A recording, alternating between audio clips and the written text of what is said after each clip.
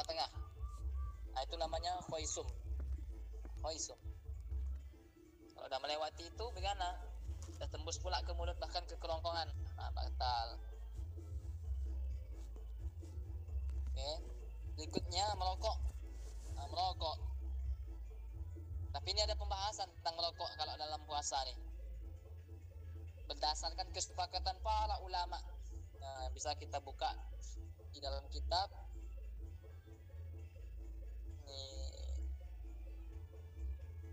Dalam kitab Al-Mawsu'atul Fiqhiyah, juznya juz 10, halamannya 111. Ini pembahasan ulama tentang merokok. Ada, perhatikan, adapun menghisap asap pembakaran, knalpot atau terpapar asap rokok bagi perokok pasif. Ini pasif ya, yang pasif itu nggak merokok berarti, tapi dia kena asapnya. Jika dilakukan dengan sengaja, dia menghisapnya itu dengan sengaja, menghirup udara yang tahu dia rokok orang, dihirupnya lagi. Dalam artian sengaja menghirup asap tadi sehingga masuk ke dalam kerongkongannya, maka ini batal puasanya. Walaupun dia pasif, tapi dia sengaja, nampak dia asap di depan dia, dihirupnya asap itu. Kata dia, oh batal puasanya, menyengaja berarti. Baru pembahasan kedua, ini dalam kitab berbeda. Yang kedua ini dalam masih dalam kitab yang sama, dalam kitab Al-Mawsu'atul Fiqhiyah. Ya, masih sama kitabnya. Tentang adapun jika tidak ada unsur kesengajaan, seperti susahnya untuk menghindar dari asap tadi, maka tidak batal. Ada kesengajaan. Di kota-kota asap banyak, lampu merah asap banyak. Kalau nggak sengaja menghirup nggak batal. Tapi kalau menyengaja, depannya motor king, kan motor king tuh enak tuh bau asapnya, dihirupnya lah. Nah, ini batal. Pada pembahasan berikutnya, tidak apa-apa ketika sedang puasa menggunakan tetes mata. Nah, itu anak ulang. Tidak apa-apa ketika sedang berpuasa menggunakan tetes mata, sekalipun ada rasa yang sampai ke tenggorokan. Sebab mata tidak termasuk ke dalam jauf munfatih. Ya, kita bahas kemarin apa jauf munfatih. Ya, ada juga jauf ghairu munfatih. Ada dua, jauf munfatih dan jauf ghairu munfatih. Kemudian diperbolehkan ketika sedang berpuasa mengobati telinga menggunakan obat tetes karena sakit yang tak bisa ditahan. Nah, kalau tak tahan lagi, obat gila. Walaupun pakai tetesan melewati lubang telinga nggak batal dan puasanya tidak batal. Tapi dengan alasan karena nggak kuat lagi dan nahan sakit telinganya, kayak bunyi mesin di telinganya tuh. Duk. Ada yang begitu Pak? Ada. Tanyalah sama orang tua yang udah tua, yang nenek kita, tanyalah. Kemudian kita meyakini melalui perantara obat itu, ya, atas izin Allah, ya, kita meyakini bahwa Allah yang menyembuhkan, tapi melalui perantara obat bisa mengurangi atau menghilangkan sakit. Nah, kita meyakini hal tersebut, misalnya obat ini perantara Allah, kita bilang, untuk menyembuhkan kita, maka boleh. Berikutnya yang ke-15, di sini ke-15, tidak apa-apa ketika sedang puasa disuntik vaksin. Ini pembahasan apa kemarin nih, yang para ulama MUI ya, khususnya MUI. Tidak apa-apa ketika sedang puasa disuntik vaksin atau yang lainnya, tidak batal, sebab suntik bukan ke dalam jauf. Oh, enggak. Tapi ada pembahasan tentang kalau suntiknya infus batal. Kenapa batal? Karena dia mengandung energi, vitamin yang menguatkan tubuh. Nah, itu pembahasan. Baru berikutnya yakni baru bahas tadi ya. Ketika sedang infus ada perbedaan pendapat ternyata. Nah, pendapat pertama batal. Tapi ada pendapat kedua yang mengatakan tidak batal dengan ketentuan sebagai berikut. Kalau dia infus, pertama, jika infusnya sebagai pengganti makanan, maka batal puasanya. Kedua, infus yang membatalkan itu hanya sebagai suplemen atau obat.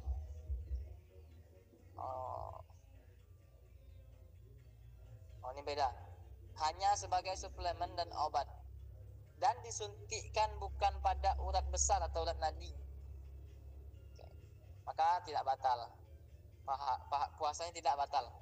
Kalau hanya sebuah infusnya itu hanya sebagai suplemen atau obat, dan disuntiknya bukan di bagian nadi, urat nadi atau urat besar, maka puasanya nggak batal. Lalu yang terakhir, pembahasan tentang infus, jika disuntikkan lewat nadi batal. Batal ya, baik berupa makanan, obat, bahkan sekalipun vaksin. Kalau lewat nadi batal. Atau transfusi darah. Transfusi darah itu apa tuh nama lainnya? Batal ya. Transfusi darah, mentransfer darah, berarti mengeluarkan darah, batal. Transfusi darah, menyalurkan darah, mendonorkan darah, itu bahasa sederhananya. Baru pembahasan berikutnya, ketika puasa kemudian lupa, terus makan sampai kenyang. Kalau sampai kenyang, ikhtilaf di antara ulama. Kalau Imam Rafi ini salah satu ulama besar dalam kalangan mazhab Syafi'i. Kalau kita makan ini lupa nih kita, memang lupa, betul-betul lupa. Tapi dia sampai kenyang. Kalau Imam Rafi mengatakan batal. Tapi kalau menurut pandangan Imam Nawawi, dalam kitabnya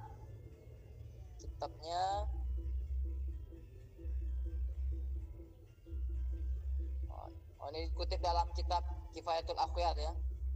Bunyi matannya, walau akala nasiyan lis-shaumi lam yuftir fi as-sahihaini man nasiya wa huwa sha'imun. Oke, dan seterusnya. Menurut Imam Nawawi, kalau makan walaupun sampai kenyang karena lupa, nggak batal puasanya. Pasti kita milih pendapat Imam Nawawi kan, yang enak-enak kita pilih, yang gampang-gampang. Dan pembahasan kita terakhir siang hari ini tentang hal-hal yang membatalkan pahala puasa. Ingat, membatalkan pahala bukan berarti membatalkan puasa. Atau bahasa sederhananya, hal-hal yang menghabiskan pahala puasa.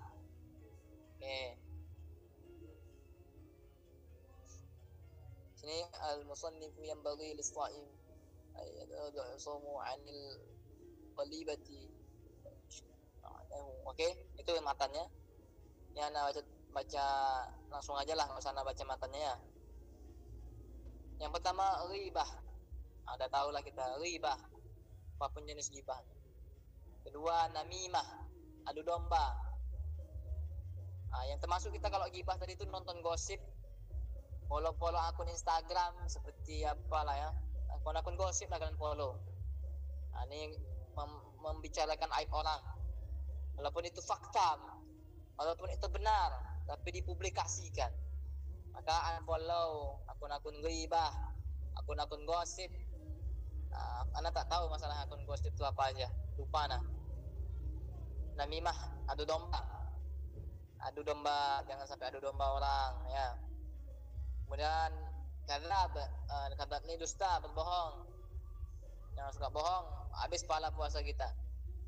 Maka minta sama Allah, ana selalu sholat itu menyempatkan diri untuk doa. Apa doa? Ya Allah, jadikan aku orang yang sombong, jadikan aku orang yang jujur.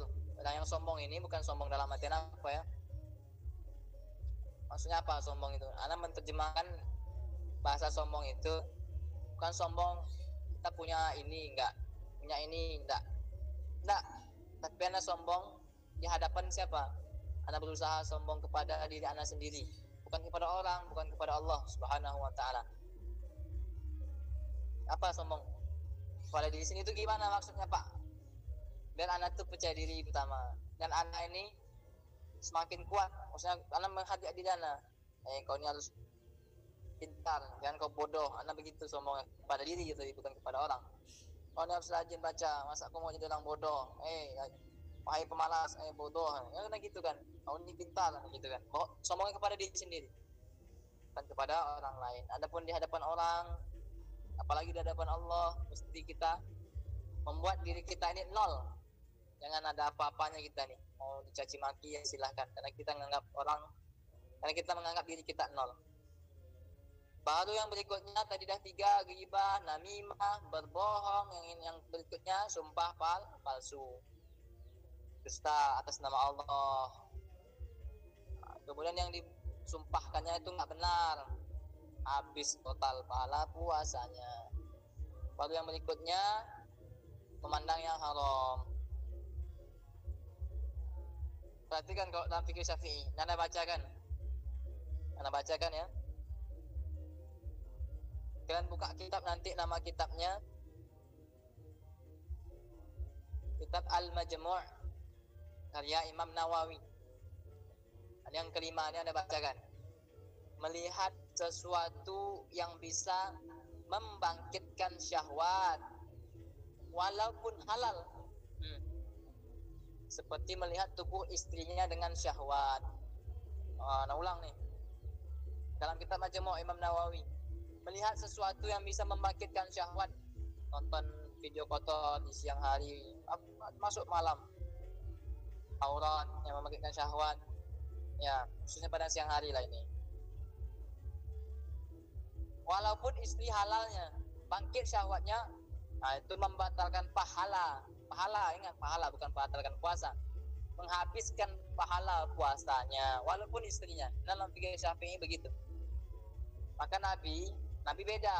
Nah, Nabi bulan puasa, mohon maaf ya, dijumbu dengan Aisyah. Tapi Nabi beda. Nabi bisa menahan syahwatnya. Kalau kita dekat aja mungkin sama istri, apalagi pasutri, pasangan suami istri yang baru nikah, jangan coba-coba kebablasan nanti. Kalau malam hari gimana Pak? Yang udah nikah, kami yang udah nikah nih, ya nggak apa-apa. Malam hari nggak masalah, sampai nanti waktu azan berkumandang. Soalnya lah dekat azan, kemarin Anda bertanya tuh, Pak, nih saya tadi lupa, kira-kira tadi entah azan entah imsak kata dia. Suami saya, mohon maaf ya, kita belajar fikih ini. Suami saya berhubungan jima dengan saya nih, yang nanya istrinya. Mohon maaf bahasanya agak ini ya. Tapi saya ragu kata dia. Itu tadi jimaknya pas imsak atau pas dah azan ya. Dan keluar itu suami saya ragunya pas azan atau pas imsak, Pak, itu gimana? Nah, pastikan dulu lah, Anda bilang. Maka kalau sudah azan dan dia dah tahu dah azan, kecuali dah tahu dia azan lagi dengan suami istri dah jima lah gitu ya, nggak berhenti dia, diselesaikannya, nggak dicabutnya, mohon maaf, nggak dicabutnya, maka dia kena nanti namanya kafaratul uzma. Yang kena siapa? Perempuan tak kena, yang kena laki-lakinya, kafaratul uzma.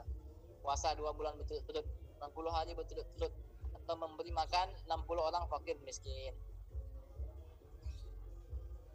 Itu kalau di jima ya. Adapun nanti kita yang bersyahwat di siang hari, nengok video, nengok perempuan, ataupun perempuan juga nengok laki-laki Korea bersyahwat, dia bisa bersyahwat karena itu, maka batal pahalanya. Ingat, pahala bukan batal puasa. Puasa sah tapi pahala tak ada. Seperti air minum, kita isi dalam gelas tapi bawahnya itu kita bolongin, walaupun diisi nggak akan penuh-penuh. Baru yang terakhir, yang keenam, yang membatalkan pahala atau menghabiskan pahala puasa, marah-marah nggak jelas, kemudian caci maki dan berkata kasar, berkata hewan-hewan, mencarut, sumpah serapah. Ini hati-hati ya, udahlah, batal, habis pahala puasa kamu yang begitu tuh. Oke, terakhir, ini yang terakhir lah. Anda baca cepat aja lah tanpa jelasinnya, baca matanya aja. Hal-hal yang mengurangi pahala puasa, makruh ya. Ini makruh puasa. Pertama, berkumur ketika berbuka puasa dan memuntahkan kumurannya. Tuh, yang kedua, melakukan transfusi darah atau bekam. Bekam ini boleh, tapi makruh hukumnya. Atau transfer darah atau donor darah boleh, tapi makruh. Baru yang berikutnya yang makruh itu mandi dengan menyelam, berenang berarti. Berikutnya siwak setelah masuk waktu zuhur. Adapun sebelum zuhur nggak masalah. Kecuali ada sebab lain yang menyebabkan bau mulut seperti bangun tidur. Nah, bangun tidur kamu dari pagi kamu tidur, habis subuh tidur baru bangun setelah zuhur. Nggak apa-apa. Yang kelima, memperbanyak makan dan minum. Lain dari biasanya, segala hidangan diada-adakan. Makruh ya. Banyak sekali bahan berbukaan tapi ternyata nggak habis. Bisa sampai haram malah. Kemudian yang memakruhkan puasa kita ini memperbanyak tidur. Kemudian memperbanyak pekerjaan yang tak penting. Nonton TV, main HP, mancing, jalan-jalan, main dan lainnya. Nah, itu bisa kalian buka dalam kitab Al-Majmu', masih dalam kitab Majmu' karena Imam Nawawi rahimahullah ta'ala. Setelah kita tutup lagi kajian ini dengan alhamdulillah rabbil alamin, subhanakallahumma bihamdika asyhadu an la ilaha illa anta astaghfiruka wa atubu ilaik. Yang ingin bertanya silahkan. Izin bertanya Pak. Silahkan. Kan tadi kalimatnya gini, kalau misalnya puasanya nggak batal tapi pahalanya batal gitu, pahalanya habis gitu. Jadi itu kita lanjutkan aja puasanya atau dibatalkan aja, kan pahalanya udah nggak ada Pak, gimana Pak? Bagus. Minggu lalu sudah kita bahas. Minggu lalu sudah kita bahas tentang ini. Apakah puasa dibatalkan? Enggak. Dia tetap wajib puasa hari itu. Kenapa? Ada namanya lil hurmati Ramadan. Untuk menghormati bulan Ramadan. Bulan Ramadan ini kan bulan yang haram. Bulan yang haram itu bukan haram, tapi maksudnya suci. Bulan yang disucikan. Apa saja itu Pak? Misal minum dengan sengaja, atau lupa dia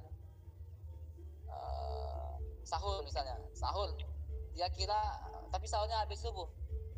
Sahurnya habis subuh, ini sahur ya, pembahasan sahur. Dia nggak tahu kalau itu habis subuh, udah subuh gitu. Ternyata belakangan baru dia tahu, udah selesai subuh. Ini puasanya tidak sah secara fikih, tidak sah secara fikih. Tapi dia wajib menyelesaikan puasanya sampai terbenamnya matahari, wajib. Nah, dan dia tetap mengkodok juga. Kenapa? Lil hurmati Ramadan, untuk menghormati bulan Ramadan. Adapun tadi pahala orang yang udah habis karena dia gibah, namimah, bohong, tetap teruskan puasanya sampai terbenam matahari. Tapi pahalanya nggak dapat sama sekali. Dan di luar Ramadan dia nggak wajib qadha, tidak wajib mengqadha. Kenapa? Karena puasanya secara hukum fikih nggak batal, cuma menghabiskan pahala. Beda sama yang tadi, kasus pertama tadi sahur setelah subuh, sadarnya baru subuh itu dia sahur, maka dia tetap selesaikan puasa dia sampai terbenam matahari. Dan di luar bulan Ramadan dia qadha itu puasanya. Begitu Bu, siapa tadi nanya? Aziza Pak. Aziza. Sip. Terima kasih. Yang lain? Oh, tidak ada, kita tutup. Pak, kalau fresh care batal nggak Pak? Fresh care apa? Tapi kan ya fresh care itu apa ya? Ya itu. Nggak jelas suaranya Bu Pin. Transfer? Fresh care itu untuk hidung itu kan bisa biasanya orang-orang tuh.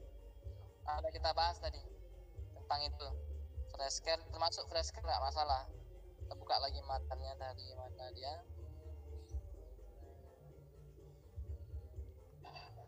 Nih. Coba nanti kalian buka ya di Google itu, coba inhaler tuh atau Ventolin inhaler. Itu kan alat seperti orang yang kena asma ya. Itu bahkan cairannya obat menjadi uap, malah uap. Kalau fresh care ini termasuk tuh, nggak membatalkan dia.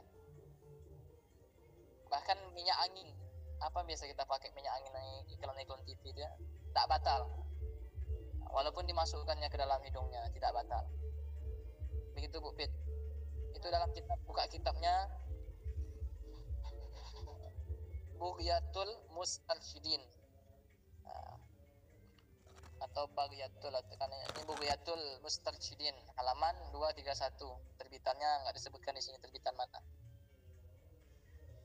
Bunyi matanya inilah, la yadullu usulul rihu bisyammi wa kadha min al-fanni qara'iha al-quri aw ghairihi ila al-jawf wa in ta'ammadahu li'annahu laysa 'aynan wa kharaja bihi ma fihi 'aynun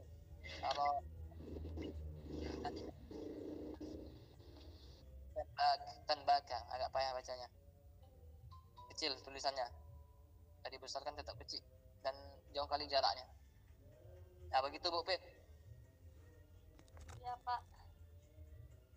Nggak usah ragu pula, nggak usah was-was. Oke, habis. Ada lagi? Di chat Pak, banyak.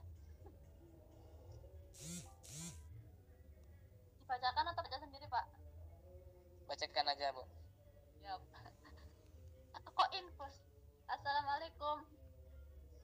Izin bertanya Ustadz, kalau kita bercerita kepada teman tentang apa yang baru saja terjadi pada kita, tapi dengan menyebut nama teman kita yang lain, apakah kita termasuk ghibah karena menyebut nama teman kita itu? Syukran Ustadz. Gibah itu kita mesti tahu dulu apa gitu. Gibah itu menceritakan aib orang. Tapi kalaupun kamu menyebut nama teman kamu dan yang kamu sebut itu bukan aib dia, bukan keburukan dia, maka nggak gibah, walaupun bercanda ya. Nah, tapi nggak menyinggung hati dia lah. Dan makanya makna gibah itu menyebarkan aib orang, menceritakan aib orang lain, walaupun itu benar adanya. Tapi kalau nggak benar ya fitnah jatuhnya kan. Nah, jadi yang kamu maksud tuh tergantung konteks kamu. Bercerita kepada orang lain tentang teman kamu, berceritanya perkara yang baik bagi apa?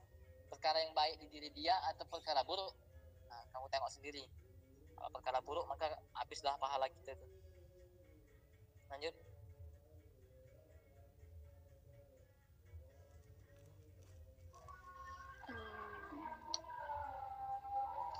Assalamualaikum Pak.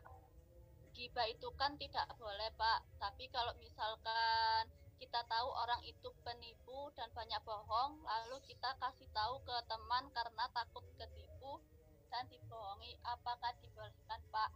Dan keramas saat puasa apa boleh? Syukron Pak.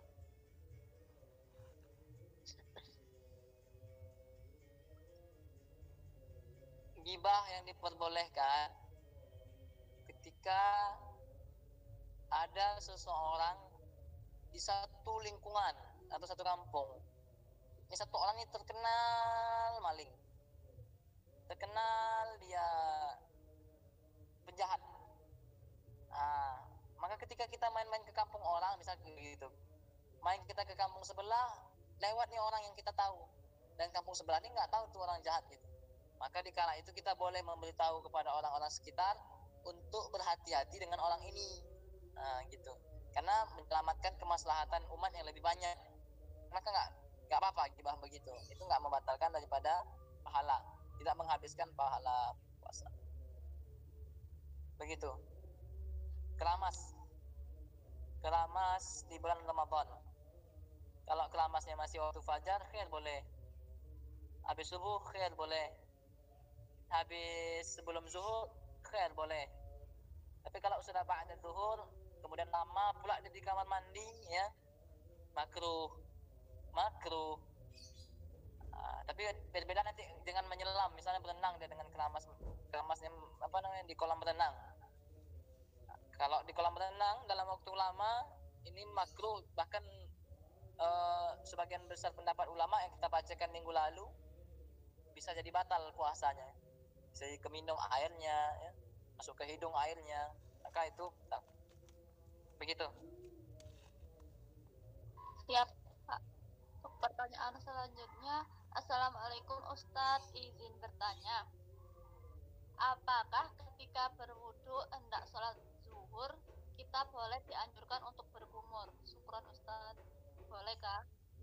Ya, berkumur-kumur ketika berwudu, apakah boleh? Kita sebagian besar pendapat ulama. Minggu yang lalu juga kita bahas berkumur-kumur. Makruh hukumnya. Ya, bukan nggak boleh. Boleh. Silahkan kalau berkumur-kumur. Kemudian kami sudah mengeluarkan semua air. Kami setelah berkumur-kumur, Pak. Kemudian kami keluarkan kumur-kumurnya. Tapi ketika saya nelan ludah, terasa ada yang beda. Terasa ada air gitu, Pak. Apakah ini batal? Nggak batal. Nggak batal puasanya. Teruskan aja. Tapi kalau bisa, kalau mulutnya gini kan makna kita nih, maka kita setelah sahur atau setelah fajar atau sebelum zuhur itu kenapa kita gosok gigi? Karena udah nggak ada lagi sisa-sisa makanan yang tertinggal di gigi kita. Maka tujuan kumur-kumur itu apa? Dalam fikih itu tujuannya apa? Satu, membersihkan sisa-sisa makanan. Dua, membersihkan kotoran yang ada di gigi, menempel, atau cabai yang masih nempel di giginya tuh. Itu. Ini kita kan puasa, nggak makan apa-apa. Mau gosok gigi juga mulut kita bau dari itu, memang tetap bau juga. Nah jadi makruh hukumnya, tapi tidak membatalkan daripada wudu dan tidak membatalkan daripada puasa. Gitu. Siapa yang nanya tuh? Pertanyaan dari Mulyani. Assalamualaikum Ustadz, izin bertanya, bagaimana jika yang tidak tahu dia pasangkan infus untuk menambah vitamin? Ustadz, apakah batal puasanya? Ustadz, Gimana tadi infus? ya Ustadz, dipasangkan infus untuk menambah vitamin, tapi orangnya nggak tahu kalau dipasangkan infus. Nah kita bahas tadi bab infusnya. Bab infus. Tadi udah dibacakan, nah bacakan lagi deh kalau gitu. Buka kitab. Nama kitabnya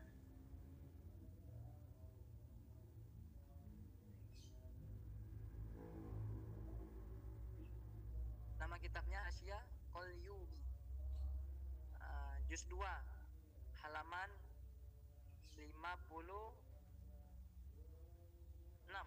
ya, Hasya Al-Qalyubi halaman juz 2 halaman 56. Itu dibahas tentang infus. Perhatikan. Pendapat pertama tentang infus mutlak haram. Haram. Batal. Ya. Oke, batal ketika puasa. Pendapat kedua di sini tidak batal. Nah, tapi tergantung lihat posisinya. Mana yang nggak batal, mana yang batal nih. Yang pertama, kalau infusan tersebut sebagai pengganti makanan, maka batal. Batal. Yang kedua, jika hanya sebagai suplemen atau obat, termasuk vitamin, berarti kan suplemen kan, dan disuntikkan bukan pada urat nadi atau urat besar, maka tidak batal. Tapi infus itu rata-rata kan di urat nadi itu. Nah, tapi kalau suntiknya, vitamin itu disuntikkan ke urat besar atau ke nadinya, batal. Nah, kecuali tidak di nadinya disuntikkan vitamin tersebut, cuman disuntik vitamin saja, tapi nggak keadaan urat nadi, maka nggak batal. Kalau ke urat nadinya disuntik, batal, karena dia bisa menambah tenaga tuh. Nah, yang berikutnya, jika disuntikkan lewat nadi, batal. Perlu Anda bilang tadi ya, baik berupa makanan, obat, vaksin, transfusi darah, termasuk vitamin, batal kalau lewat nadi. Nah, begitu yang bertanya. Ada lagi? Pertanyaan dari Rosa. Assalamualaikum Pak, jika ada seorang yang bekerja keras dan dia sudah memperkirakan bahwa dia tidak sanggup untuk puasa, nah apakah ia boleh tidak berpuasa atau ia tetap harus berpuasa, namun bukannya saat ia masuk neraka